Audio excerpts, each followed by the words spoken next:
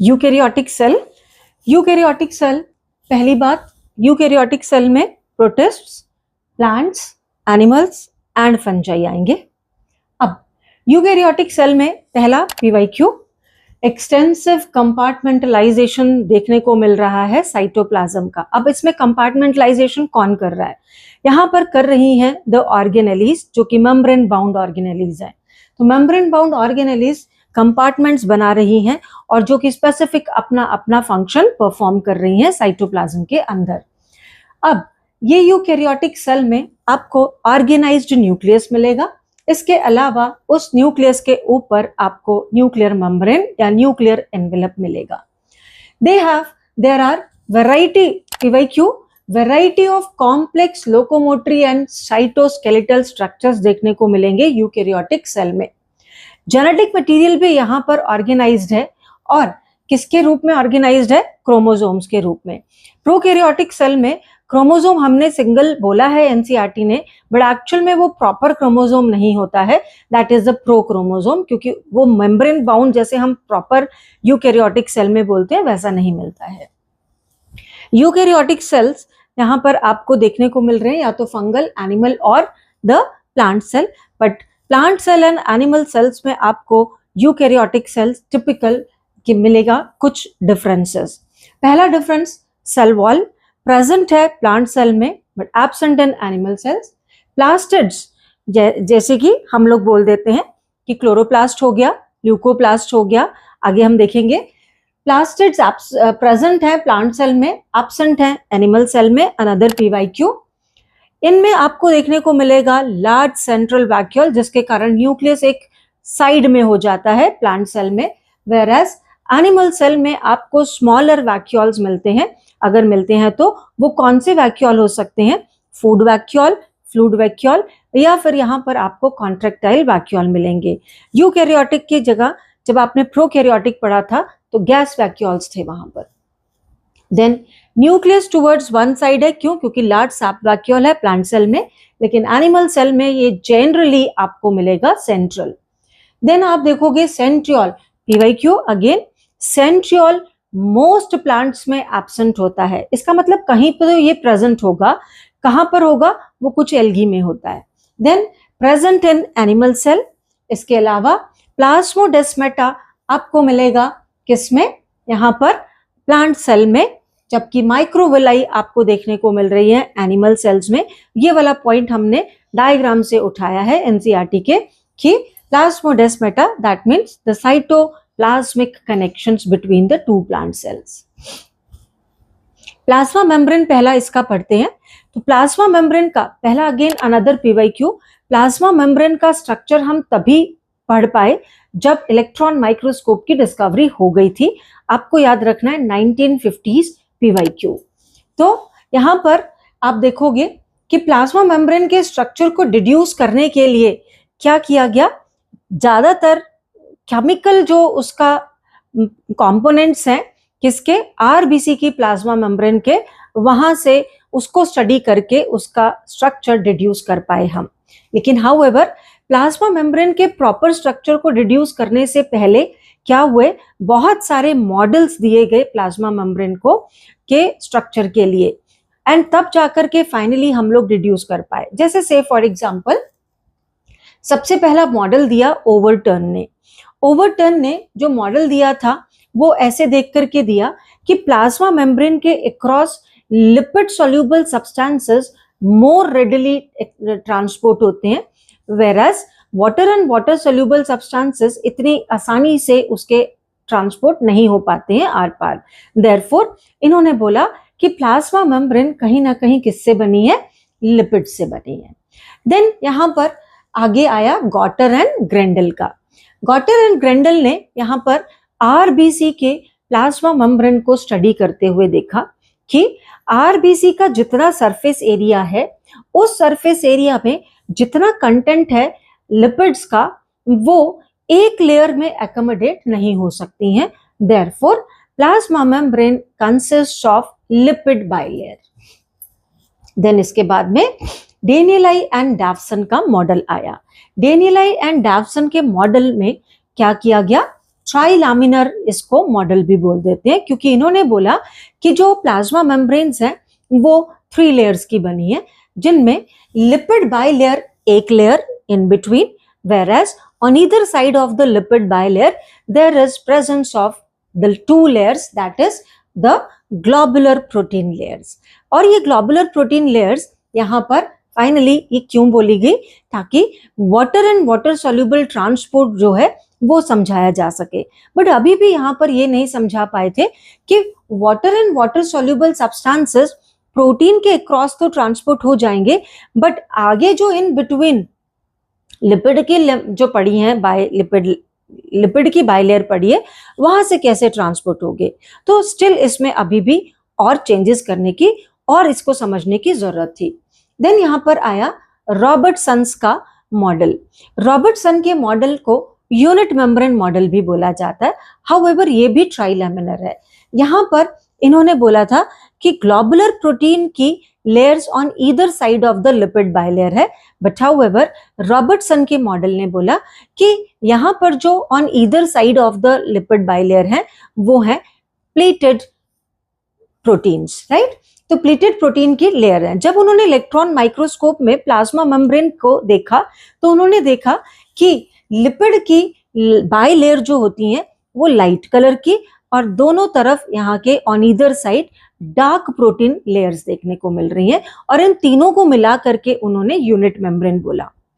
उन्होंने कहा कि पूरा सेल एक यूनिट मेम्ब्रेन से बाउंडेड है। कुछ ऑर्गेनेलिज यहाँ पर यूनिट मेम्ब्रेन से बाउंडेड है, but there are certain organelles like mitochondria, like chloroplast, like nucleus, they are bounded by 2 unit membranes, जैसे वहां पर 2 मेम्ब्रेन्स हैं। देन यहाँ पर उन्होंने थिकनेस भी बताई इस यूनिट मेम्ब्रेन की, द 75 एंगस्ट्रॉम, जिसमें डार्क कलर की प्रोटीन की जो लेयर्स हैं वो 20 एंगस्ट्रॉम ईच, और लिपिड की बाइलेयर इन बिटवीन वाली वो 35 एंगस्ट्रॉम की थी।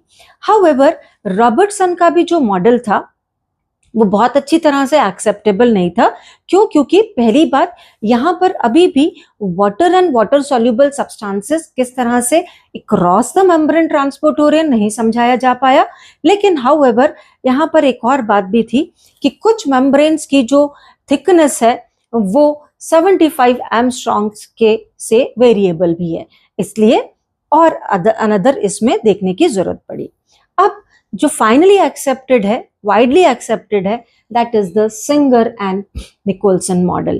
पीवाईक्यू ईयर भी आपको याद रखना है, 1972 में दिया, आपको याद रखना है। इसको फ्लूइड मोजाइक मॉडल भी कहते हैं। क्यों कहते हैं अभी देखेंगे। सिंगर एंड निकोलसन का मॉडल जो था, उन्होंने सबसे पहले क्या बोला कि यहाँ पर लिपिड की बाइलेयर है, तो plasma membrane consists of lipid bilayer, and ये जो लिपिड्स हैं वो मेनली किसकी बनी है, फॉस्फोग्लिसराइड्स, अनदर पीवाईक्यू। हाउएवर जो यहाँ पर ये फॉस्फोग्लिसराइड्स हैं उसमें लिपिड्स जो है वो किस तरह से अरेंज्ड है, वो इस तरह से अरेंज्ड है कि लिपिड्स की टेल्स एंड लिपिड के हेड्स हैं। लिपिड की जो टेल्स हैं वो कैसी हैं, नॉन पोलर हैं, and they are hydrophobic, so they are associated in such a way that they are present away from the water, cytoplasm और tissue fluid। तो कैसे पढ़ी है वो, they are towards the inner part। तो ये देखो टेल्स जो है वो towards the inner part है। However यहाँ पर जो टेल्स हैं, another PYQ, सैचुरेटेड हाइड्रोकार्बन्स की हैं, जो कि क्या कर रही हैं, प्रोटेक्ट कर रही हैं इन लिपिड्स को फ्रॉम एक्वस एनवायरनमेंट। अनदर बात, जो इनके हेड्स हैं, तो लिपिड्स फॉस्फोलिपिड्स हैं, उनके हेड्स कैसे हैं, हाइड्रोफिलिक हैं, and therefore they are present towards the outer side. Another बात यहाँ पे क्या कहते हैं, जो यहाँ पर मेम्ब्रेन्स हैं, they contain proteins and carbohydrates also. तो जो प्रोटीन्स एंड कार्बोहाइड्रेट्स हैं वो यहाँ पर आप देखोगे कि 2 तरह की प्रोटीन्स, पीवाईक्यू, प्रोटीन्स किसके बेस पे, ईज ऑफ एक्सट्रैक्शन के बेस पे, कितनी आसानी से हम उनको मेम्ब्रेन से अलग कर सकते हैं। जिनको हम आसानी से अलग कर सकते हैं, एक्सट्रैक्ट कर सकते हैं, द एक्सट्रिंसिक प्रोटीन्स और द पेरिफेरल प्रोटीन्स, लेकिन जिनको हम मुश्किल से कर सकते हैं दैट इज द इंटीग्रल और द इंट्रिंसिक प्रोटीन्स। पहला एक पॉइंट। अनदर, ये जो इंटीग्रल और इंट्रिंसिक प्रोटीन्स है वो यहाँ पर क्या होती हैं, लिपिड्स के साथ में अटैच्ड होती हैं। वो लिपिड के साथ में अटैच्ड होती हैं हाइड्रोफोबिक बॉन्ड्स के साथ में, या फिर वो यहाँ पर पार्शियली या फिर टोटली बरीड होती हैं। आप देखो यहाँ पर जैसे या तो वो पूरी तरह से बरीड होंगी, पूरी तरह से एसोसिएटेड होंगी लिपिड के अंदर, या फिर वो आपको ये मैंने ग्रीन कलर की बना रखी है, not this one, actually integral है, तो वो इस तरह से आपको कुछ इन बिटवीन पार्शियली आपको एसोसिएटेड मिलेंगी।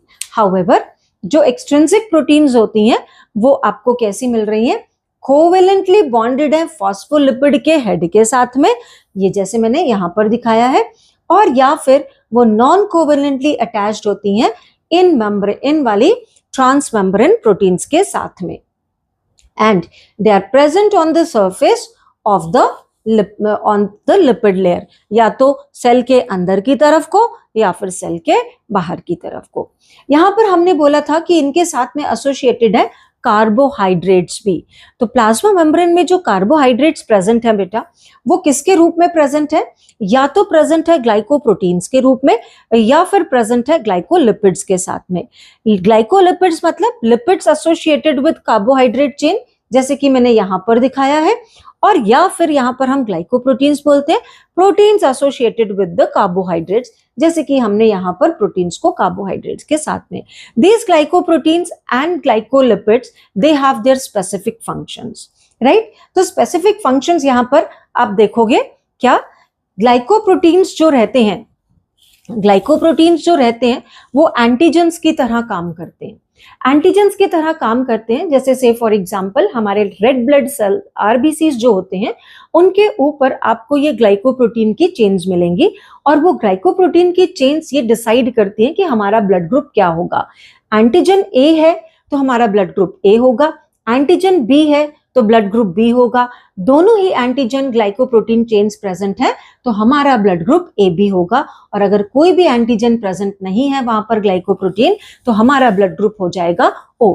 तो the glycoproteins act as antigen, example as on RBCs, और वो हमारे को क्या करेंगे, डिसाइड करने में मदद करेंगे कि हमारा ब्लड ग्रुप कौन सा होगा। However they also act as binding sites. Binding site किसके लिए, ताकि इंफॉर्मेशन को ट्रांसपोर्ट किया जा सके, ट्रांसमिट किया जा सके, जैसे कि हार्मोन्स बाइंड कर जाएंगे प्लाज्मा मेम्ब्रेन पे ताकि वो अंदर सेल के इंफॉर्मेशन दे सके, जैसे कि न्यूरॉन्स के ऊपर यहाँ पर आपको न्यूरोट्रांसमीटर्स के अटैच होने के लिए साइट्स होंगी वो, या फिर एंटीबॉडीज के अटैचमेंट के लिए। However, they help in recognition of antigens, जैसे कि से फॉर एग्जांपल वायरसेस हैं, अगर आपके सेल के अंदर वायरस ने एंटर करना है तो वहां पर कौन उनको रिकॉग्नाइज करेंगी, the glycoproteins on the plasma membrane. Similarly glycolipids की बात अगर हम करते हैं तो वो काम क्या करती हैं, सेल के रिकॉग्निशन का काम करती हैं। सेल रिकॉग्निशन की बात बोले तो वो ये रिकॉग्नाइज करती हैं कि सेल्फ या फिर नॉन सेल्फ, यानी कि ये जो इसके अंदर स्ट्रक्चर आया है आपकी बॉडी में वो आपका खुद का है या फिर कोई फॉरेन मटेरियल है। खुद का है तो इम्यून रिस्पॉन्स नहीं आएगा, लेकिन अगर कोई फॉरेन मटेरियल आ गया है, may be the microbe, may be the external chemical और any of the other thing, तब आप यहाँ पर देखेंगे कि आपका इम्यून रिस्पॉन्स एक्टिव हो जाता है। तो उसको रिकॉग्नाइज करने में कौन हेल्प कर रहा है, ग्लाइकोलिपिड्स। इसके अलावा ग्लाइकोलिपिड्स क्या करने में मदद करती हैं, सेल का एडहेशन करने में मदद करती हैं। एक तरह का सेल ही आपस में मिल करके टिश्यू बना सकता है, और वो टिश्यू जो है फाइनली इस तरह से आप देखेंगे अलग अलग तरह के हमारी बॉडी में होते हैं। तो यहाँ पर एक चीज हेल्प हो रही है, कैसे, जैसे कि आपको ग्राफ्टिंग करना है, ग्राफ्टिंग करना है अपने स्किन पे, आपको कहीं पर स्किन जल गई तो आपने जब यहाँ पर एक नया स्किन लगाना है तो वहां पर क्या हो रहा है, वहां पर भी एक स्किन को रिकॉग्नाइज करने में, सेल को एग्रीगेट करने में कौन हेल्प करेगा, द ग्लाइकोलिपिड्स। तो इस तरह से ग्लाइकोप्रोटीन्स एंड ग्लाइकोलिपिड्स जो है वो यहाँ पर मेम्ब्रेन्स के साथ में एसोसिएटेड होती हैं।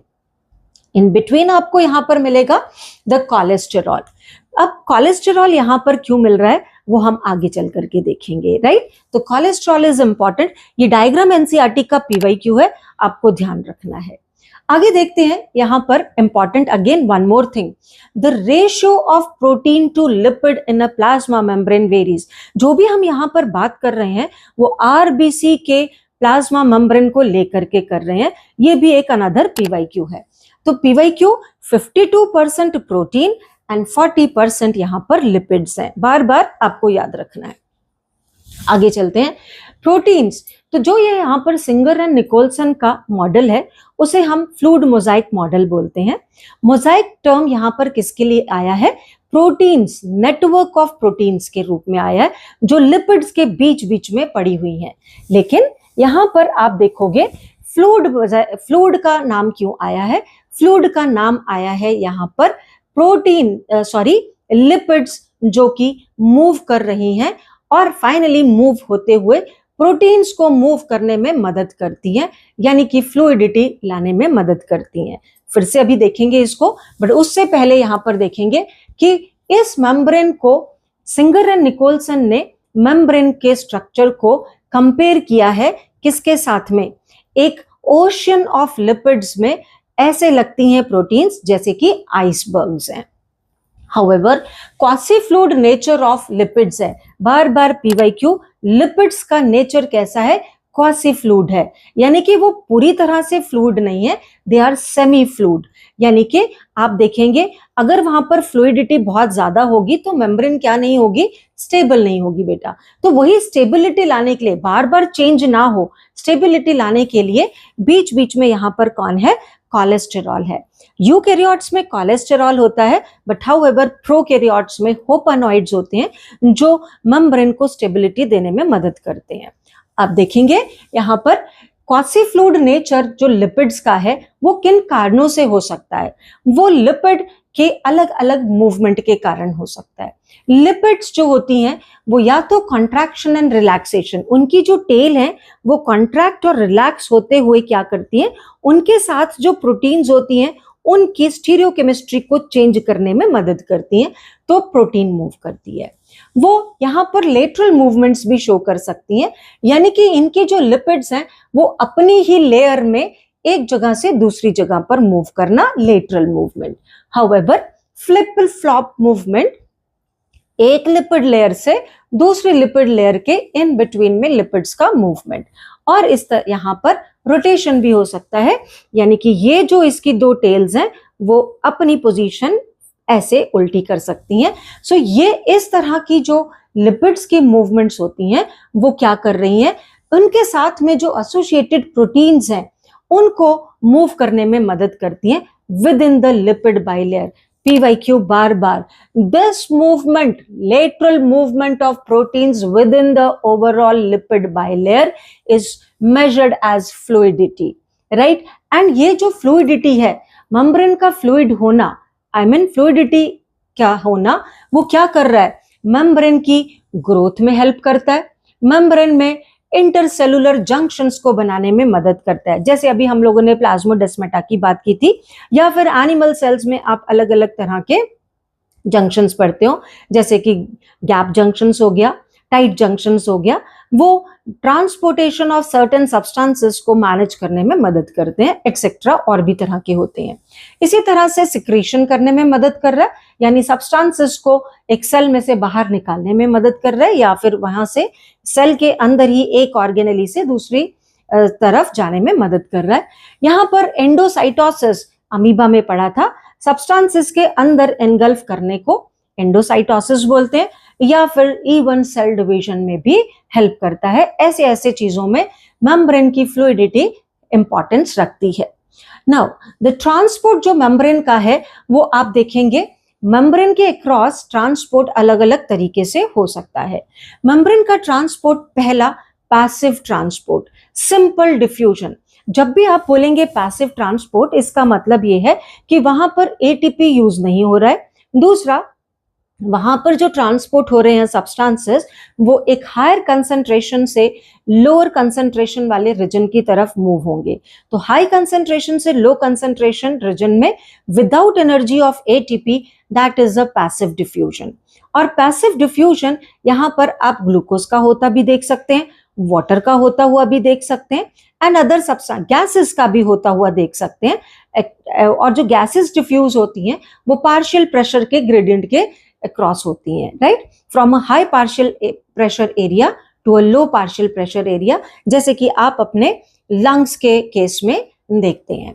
अब आप देखोगे यहाँ पर कि पैसिव ट्रांसपोर्ट जो होता है वो अगर बाहर एनवायरमेंट से सेल के अंदर आना है, तब उस केस में ऑब्वियसली प्रोटीन्स हेल्प करती हैं, एंड चैनल प्रोटीन्स की तरह काम कर रही हैं, वो प्रोटीन्स चैनल्स की तरह काम कर रही हैं, so that they are allowing the transport of the neutral solutes. Then यहां पर आप देखेंगे कि कुछ सब्सटेंसेस, तो जो ये यहाँ पर हम प्रोटीन्स की बात करते हैं, वो प्रोटीन्स यहाँ पर क्या कर रही हैं, फैसिलिटेट कर रही हैं, हेल्प कर रही हैं सब्सटेंसेस के ट्रांसपोर्ट होने के लिए। तो यहां आप देखोगे कि जो पोलर मॉलिक्यूल्स हैं, आपको याद रखना है बार बार PYQ, polar molecules can not pass through the non polar lipid bilayer. Bar bar statement based question आपको याद रखना है, polar molecules can't pass through non polar lipid bilayer. तो उनको किस चीज की जरूरत होगी, एक कैरियर प्रोटीन की जरूरत होगी। तो इसीलिए these proteins are facilitating the transport of these polar molecules।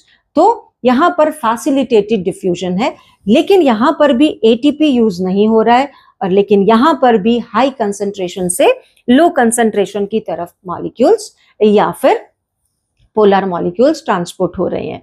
Water is also transported across the membrane by osmosis, however from a region of higher concentration of water molecules to a region of lower concentration of water molecules। Then आप देखेंगे charged particles, bar bar again PYQ, charged particles are transported across the membrane, but however against the concentration gradient। That means from a lower concentration area to a higher concentration area। और obviously अगर आप lower concentration से high concentration की तरफ किसी को भेजेंगे तो वहां पर एनर्जी यानी एटीपी की यूसेज होगी। So this is known as active transport, and इसके लिए पंप्स की जरूरत पड़ेगी, जैसे कि सोडियम पोटेशियम पंप्स जो हैं वो आप प्लाज्मा मेम्ब्रेन पे देखेंगे, और इस तरह से वो होगा द एक्टिव डिफ्यूजन। यहां पर लिपिड सोल्यूबल सब्सटेंसेस जो हैं, तो अब तक जो हमने बोले वो कौन से बोले, वाटर और वाटर सोल्यूबल सब्सटेंसेस, लेकिन जो लिपिड सोल्यूबल सब्सटेंसेस हैं वो किसके थ्रू जाएंगे, लिपिड की मेम्ब्रेन लिपिड की लेयर के थ्रू, फॉस्फोलिपिड्स के अक्रॉस चलेंगे। अब आप देखोगे जो प्रोटीन्स हैं दे मे एक्ट एज, जैसे अभी ऊपर हमने आपको बताया, they may act as channels passive diffusion के लिए, they may act as pumps active diffusion हो रहा है, दे में एक्ट एज, और कई बार चैनल्स, जैसे अगर हम बोलें सोडियम चैनल्स, पोटेशियम चैनल्स, तो वहां पर भी आप देखोगे कि एटीपी की जरूरत हो सकती है, और दे में एक्ट एज रिसेप्टर्स, जैसे वहां पर हम लोगों ने न्यूरोट्रांसमीटर्स की बात की थी, या फिर हम लोगों ने वहां पर हार्मोन्स के एसोसिएट होने की बात की थी, तो रिसेप्टर्स की तरह भी ये प्रोटीन्स काम कर सकती हैं। ग्लाइकोप्रोटीन, ग्लाइकोलिपिड्स हम बात कर चुके हैं, कोलेस्टेरॉल अभी मैंने आपको बताया। अब बात आती है तो प्लाज्मा मेम्ब्रेन में जो भी था इंपॉर्टेंट, एनसीईआरटी के साथ में मैच जरूर कर लेना। Now the cell wall, cell wall आपको कहां कहां मिलेगी, cell wall is the outer covering of plasma membrane in plants, fungi. तो प्लांट्स एंड फंजाई में आपको आउटर, यूकैरियोटिक की ही बात कर रहे हैं, पहले हम लोगों ने प्रोकैरियोट में तो बोला ही था कि उनमें प्रेजेंट है। अब आप देखोगे कि ये जो सेल वॉल है वो पहली इंपॉर्टेंट पॉइंट कि वो कर क्या क्या रही है, वो कर क्या रही है, it is giving shape to the cell, it is protecting the cell from mechanical damage and infection, it is providing cell to cell interaction, and also acting as a barrier to undesirable macromolecules. चारों points आपको याद रखने हैं कि cell wall एक plant cell के लिए क्या कर रहा है या एक फंगल सेल के लिए क्या कर रहा है। अनदर वन, फंजाई में सेल वॉल किसकी बनी है? बनी है काइटिन की, और काइटिन किसका बना है? एन एसिटाइल ग्लूकोज अमीन का पॉलीमर है। देन आपको याद रखना है एल्गी में सेल वॉल किसकी बनी है? एल्गी में सेल वॉल बनी है सेल्यूलोज, गैलेक्टन्स, गैलेक्टन बोले तो गैलेक्टोज का पॉलीमर, मैनन्स, मैनोज का polymer, and minerals, calcium carbonate जैसे कि से फॉर एग्जांपल। इसके अलावा आप यहां पर देखोगे कि बाकी प्लांट्स में आपको मिलेगी सेल्यूलोज की, hemicellulose, pectins and proteins. PYQ है, बार बार याद रखना है। अब आप देखोगे कि एक सेल वॉल जो होती है वो एक प्लांट का सेल दूसरे प्लांट के सेल के साथ में अटैच्ड होता है। सेम ऐसे आप देख लो कि अगर हम एक रूम की बात करें अपने घर में और दूसरे रूम की बात करें, तो एक रूम दूसरे रूम के साथ में अटैच्ड है एक वॉल के साथ में, सीमेंटिंग वॉल के साथ में। ऐसे ही एक प्लांट सेल दूसरे प्लांट सेल के साथ में अटैच्ड होता है एक सीमेंटिंग वॉल के साथ में, और उस सीमेंटिंग वॉल को कहते हैं the middle lamella. PYQ, middle lamella किसका बना होता है? वो बना है मेनली कैल्शियम पेक्टेट का। देन आप यहां पर देखोगे कि जो मिडल लैमेला है उसके अंदर की तरफ अब आपको मिलेगा the cell wall. Cell wall मैंने यहां पर रेड किया है। तो प्राइमरी प्लांट बॉडी में प्राइमरी सेल वॉल आपको देखने को मिलती है, किसकी बनी हुई है? यहां पर cellulose, hemicellulose, pectins and proteins की बनी है। किसमें? नॉर्मली सारे सेल्स में, लेकिन एल्गी में हम एडिशनली गैलेक्टन्स, मैनन्स या फिर हम कुछ मिनरल्स की बात कर देते हैं। अब आप देखोगे कि ये जो प्राइमरी सेल वॉल है, इंपॉर्टेंट पीवाईक्यू, क्या? Capable of growth. तो ये क्या कर सकती है? इसमें से ये टाइम टू टाइम लूजन हो सकती है और उसमें नए मटेरियल्स ऐड हो सकते हैं, तो इसलिए केपेबल ऑफ ग्रोथ। इसके अलावा जैसे जैसे इसमें सेकेंडरी सेल वॉल बननी शुरू होती है और सेल मैच्योर होना शुरू होता है, मैच्योर हो रहा होता है, वैसे वैसे ये प्राइमरी सेल वॉल डिमिनिश होती रहती है। पीवाईक्यू आपको फिर से याद रखना है। अब आपको देखना है यहां पर कि जो प्राइमरी सेल वॉल है उस प्राइमरी सेल वॉल के अंदर कौन है? The plasma membrane.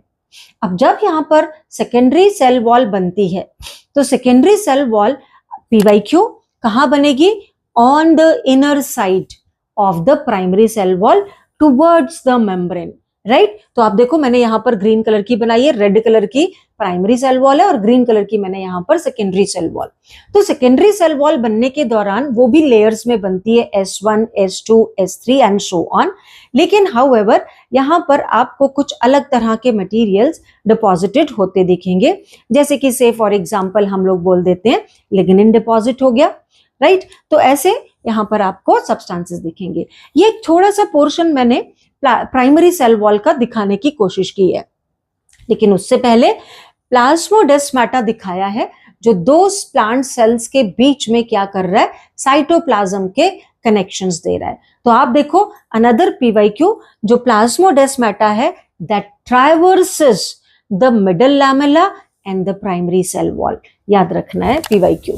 अब आप देखोगे मैंने यहां पर क्या दिखाया है? प्राइमरी सेल वॉल दिखाया है। प्राइमरी सेल वॉल में सेल्यूलोज की फाइब्रिल्स हैं, वो सेल्यूलोज की फाइब्रिल्स इन टर्न मैट्रिक्स के साथ में एसोसिएटेड होती हैं। मैट्रिक्स में कौन कौन होता है? मैट्रिक्स में होता है हेमीसेल्यूलोज एंड अनदर अलग अलग तरह की प्रोटीन्स, जैसे कि एक्सटेंशंस एंड एक्सपेंशंस, जो कि सपोर्ट भी कर रही हैं और जो कि साथ में क्या कर रही है? लूजन करते हुए नए वॉल मटेरियल्स को ऐड करने में मदद करती है ताकि ग्रोथ हो सके सेल में। तो सेल्यूलोज की माइक्रोफाइब्रिल्स क्या हो रही हैं? हेमीसेल्यूलोज रेड कलर की ब्रांच्ड फाइबर्स के साथ जुड़ी होती हैं। ये ब्रांच्ड हेमीसेल्यूलर फाइबर्स आगे इन टर्न पेक्टिन के साथ में, मिडल लैमेला के साथ में ज्वाइंट होते हैं थ्रू द प्रोटीन्स। तो इस तरह से ये प्राइमरी सेल वॉल बनाया है जिसमें आपको मैट्रिक्स एंड सेल्यूलोज, हेमीसेल्यूलोज साथ में उसको मैट्रिक्स के साथ कनेक्ट करता मिलेगा, राइट? तो फंक्शंस आपको याद रखने हैं। Now coming to the endomembranous system. Important, endomembranous system cell के अंदर ही एक मेम्ब्रेन का सिस्टम है, राइट? इसको असर्शन रीजन एंडोमेम्ब्रेनस सिस्टम क्यों कहते हैं? क्योंकि their functions are coordinated. Assertion reason PYQ. So there are certain organelles whose functions are associated, whose functions are coordinated, they forms the endomembranous system. कौन कौन आ जाएगा, ये भी PYQ है. इसमें आ जाएगा endoplasmic reticulum, Golgi complex, lysosomes and vacuoles.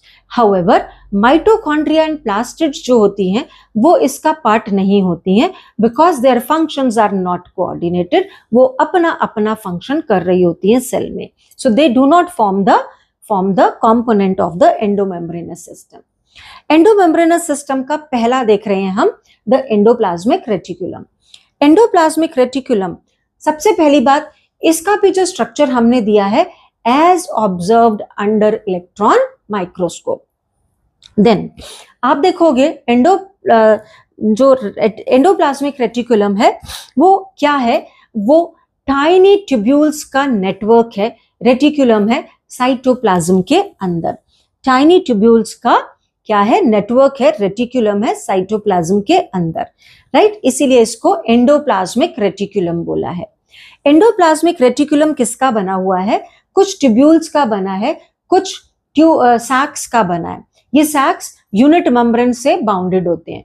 इन सैक्स को हम बोलते हैं सिस्टर्नी. ये सिस्टर्नी एक दूसरे के साथ अटैच्ड होते हैं छोटे छोटे ट्यूब्यूल्स के साथ में. एंड ऑल्सो यहाँ से पिंच ऑफ हो रहे होते हैं वेसिकल्स, जो कि यहाँ पर क्या करते हैं, वैक्यूल्स फॉर्म करने में मदद करते हैं, ताकि वो क्या कर सके, इनके सब्सटेंसेस को सेल में जहां पर जरूरत है वहां पर पहुंचा सके. मोरओवर, जो एंडोप्लाज्मिक रेटिकुलम है वो साइटोप्लाज्म को दो पार्ट्स में डिवाइड कर रहा है. PYQ, साइटोप्लाज्म को दो पार्ट्स में डिवाइड कर रहा है. जो यहाँ पर कंटेंट्स प्रेजेंट है एंडोप्लाज्मिक रेटिकुलम के अंदर की तरफ, that forms the luminal part. और जो यहाँ पर एंडोप्लाज्मिक रेटिकुलम के बाहर है, that forms the extra luminal part, right. तो साइटोप्लाज्म को दो पार्ट्स में डिवाइड कर रहा है, luminal with in the endoplasmic reticulum and the extra luminal outside the ER. Endoplasmic reticulum आपको दो तरीके का मिलेगा, rough endoplasmic reticulum and the smooth endoplasmic reticulum. Rough endoplasmic reticulum वो जिसके ऊपर आपको राइबोसोम्स अटैच्ड मिलेंगे, जैसे कि यहां पर हमने RER दिखाया है. वेराज स्मूथ एंडोप्लाज्मिक रेटिकुलम जिस पे राइबोसोम्स अटैच्ड नहीं होते हैं.